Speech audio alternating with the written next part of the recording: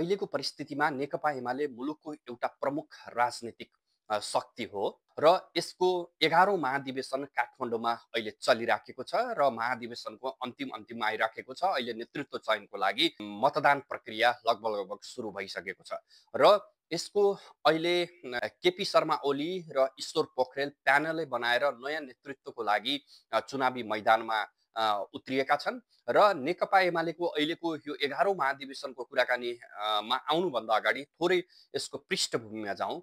2047 साल पुस 22 गते नेकपा मार्क्सवादी र नेकपा माले बीच एकीकरण भएर नेकपा एमाले भन्ने राजनीतिक शक्तिको उदय भएको हो।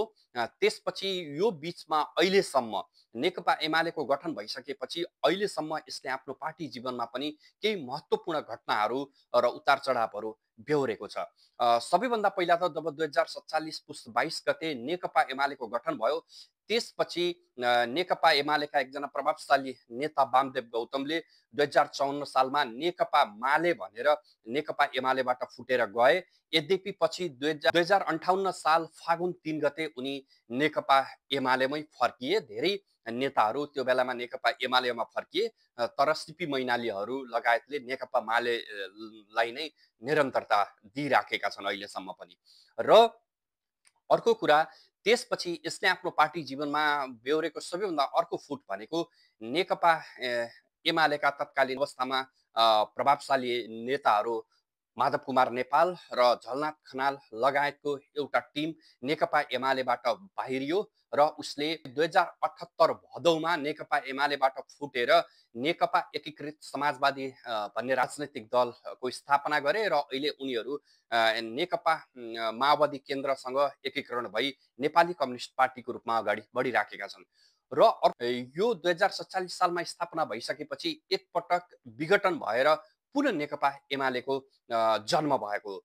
जब 2075 साल ज्येष्ठ 3 गते नेकपा एमाले र माओवादी केन्द्र विघटन भएर नेपाल कम्युनिस्ट पार्टीको स्थापना गरे र तत्कालीन अवस्थामा नेकपा एमालेका अध्यक्ष केपी शर्मा ओली र माओवादी केन्द्रका अध्यक्ष पुष्पकमल दाहाल पार्टीको नेतृत्वमा रहे र उनीहरूले पार्टीलाई अगाडि बढाए।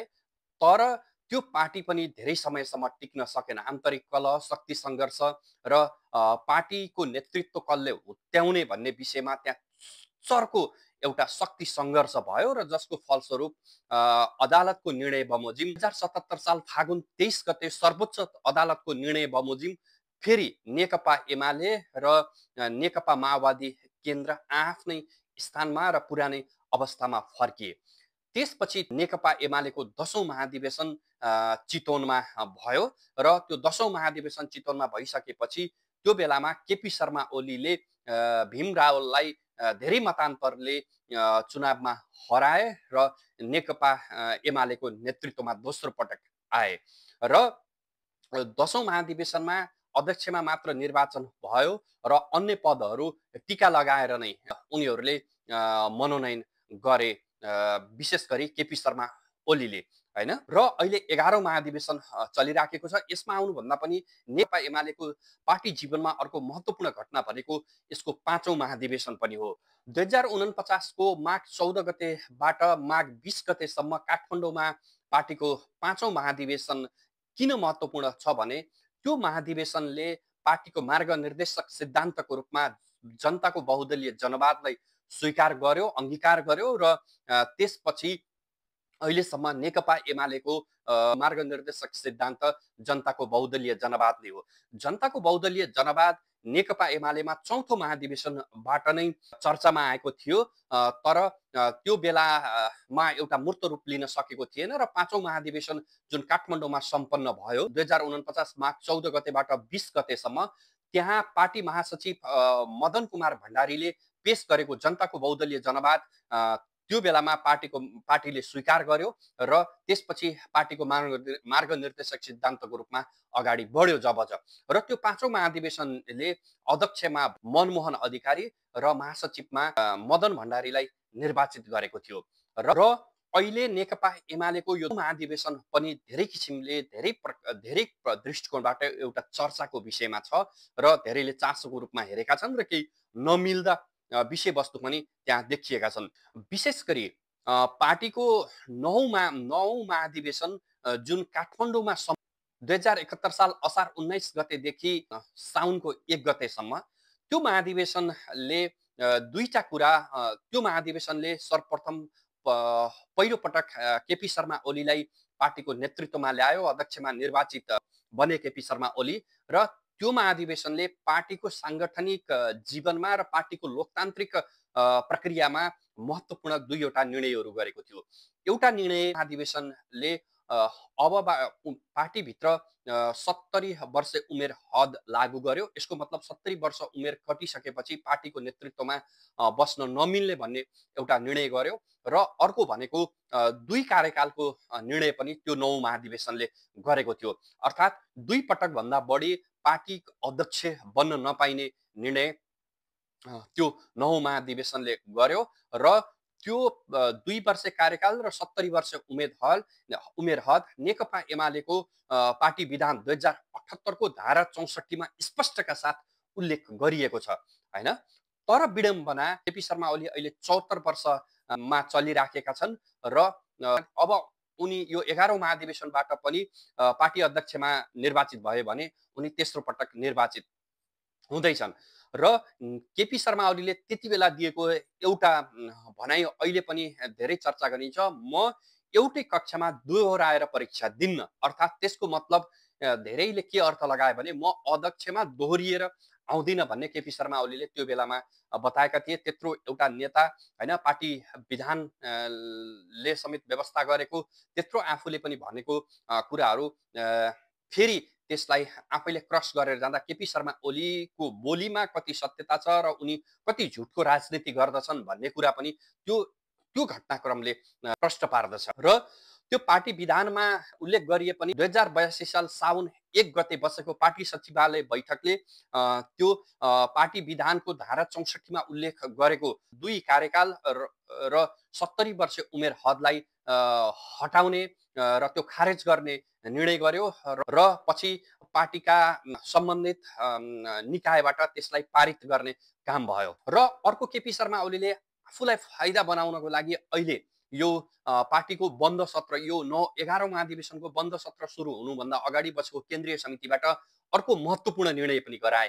त्यो के भने जुन नेकपा एमालेको विधान महाधिवेशन भदौ 20 गतेबाट 22 गतेसम्म काठमाडौँमा सम्पन्न भएको थियो, त्यो विधान महाधिवेशनले यस अघि 301 रहेको केन्द्रीय कमिटीलाई घटाएर अब 11औं महाधिवेशनबाट 251 बनाउने निर्णय गरेको थियो। तर त्यो पार्टी विधान महाधिवेशनले गरेको निर्णयलाई पनि यो बन्द सत्र सुरु हुनुभन्दा अगाडि बसेको केन्द्रीय समितिबाट केपी शर्मा ओलीले पुरानै पद्धतिमा फर्कने निर्णय गरे। अर्थात् 301 नै केन्द्रीय समिति बनाएर जाने निर्णय गरे र पदाधिकारीहरू पनि पुरानै ढङ्गबाट निर्वाचित हुने, संख्यामा निर्वाचित हुने निर्णय गरे। र त्यसबाट अहिले भने वरिष्ठ उपाध्यक्षको पद खारेज गर्ने निर्णय पनि नेकपा एमालेले यस अघि नै गरिसकेको थियो। र अहिले यो 11औं महाधिवेशनको वरिपरि एउटा अर्को महत्त्वपूर्ण चर्चा के भयो भने विद्या देवी भण्डारी, जो मदन भण्डारी की श्रीमती हुन् र यसभन्दा अघि 2 पटक राष्ट्रपति बनिसकेकी छन् र उनी विद्यादेवी भण्डारी पुनः पार्टीको सदस्यता नवीकरण गर्ने या नगर्ने भन्ने विषयमा नेकपा एमालेमा 11औं महाधिवेशनको पृष्ठभूमिमा धेरै विवादहरू भए, मतमतान्तरहरू भए, धेरै रसाकसी भए। ईश्वर पोखरेल लगायतले यो विद्यादेवी भण्डारीको पार्टी सदस्यता नवीकरण गर्नुपर्ने भन्ने कुरा तर्कहरू राखे भने केपी शर्मा ओलीहरूले त्यसलाई रोकेर गए। केपी शर्मा ओलीले यो चुनौती ठाने कि यदि विद्यादेवी भण्डारी को पार्टी सदस्यता नवीकरण गरियो भने उनी अध्यक्ष पदमा लड्ने छिन् र आफूलाई एउटा पुनः तेस्रो पटक अध्यक्ष बन्नको लागि आफू र आफ्नो प्यानललाई गाह्रो हुनेछ भन्ने उनीहरूले सोचेर पक्कै पनि त्यसलाई रोकेका होलान्।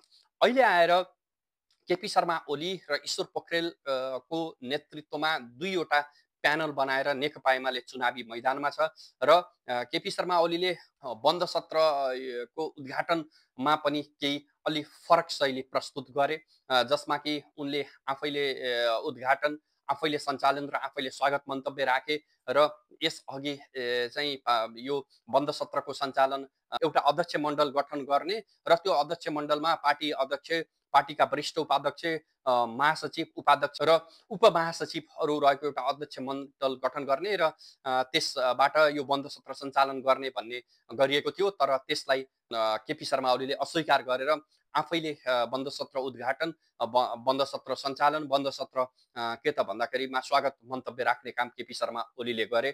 त्यसबाट पनि उनले आफ्नो शक्तिको प्रभाव देखाउनको लागि पनि त्यसो गरेका होलान्। अहिले नेकपा एमालेमा केपी शर्मा ओली र ईश्वर पोखरेल दुई प्यानल बनाएर अगाडि बढेका छन् र यसमा अहिले नेकपा एमालेलाई ठुलो धक्का जब यो सेप्टेम्बर 8 र 9 मा जेन्जी मुभमेन्ट भयो र तत्कालीन अवस्थामा केपी शर्मा ओलीको नेतृत्वमा रहेको सरकारले 80 भन्दा बढी नागरिकको हत्या गर्ने काम गर्यो र त्यसपछि जुन राजनीतिक दलहरूको भागाभाग भयो, त्यसपछि अहिले अब पुराना राजनीतिक दलका नेताहरू राजनीतिबाट टाढा रहलान्, सन्यास लेलान् भन्ने मानिसहरूको एक प्रकारको आकलन थियो। तर केपी शर्मा ओली त्यसलाई नटेरी एउटा त्योसँग सिङ्गोरी खेलेर फेरि अगाडि बढ्ने प्रयास गरेका छन्। हेरौँ यो महाधिवेशनले उनलाई दिन्छ कि दिँदैन। यदि केपी शर्मा ओली फेरि निर्वाचित भएर आए भने नेकपा एमालेको पार्टी जीवनमा कस्तो असर पर्ला र भोलि आगामी हुने निर्वाचनमा नेकपा एमालेले कस्तो रिजल्ट ल्याउला भन्ने कुरालाई पनि धेरैले चासोको विषयमा धेरै तरिकाले व्याख्या विश्लेषण गरेका छन्।